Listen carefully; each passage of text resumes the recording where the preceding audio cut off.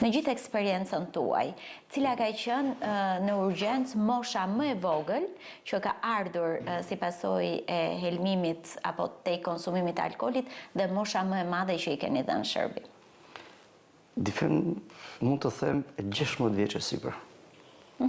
Janë raste të izoluara, nuk diskutohet për në ato momente, sepse është normalisht edhe trupi i rjesh, i papjekur, i parritur. Kështu që një abuzim sado i vogël me alkoolin mund të sjellë ca komplikacione, po mbi 16 vjeç. Mosha tjetër 18, 20, 25, pa që janë mosha më e ri, po. Këto janë ato që shikoni në dominancë. Pritshmëri, po.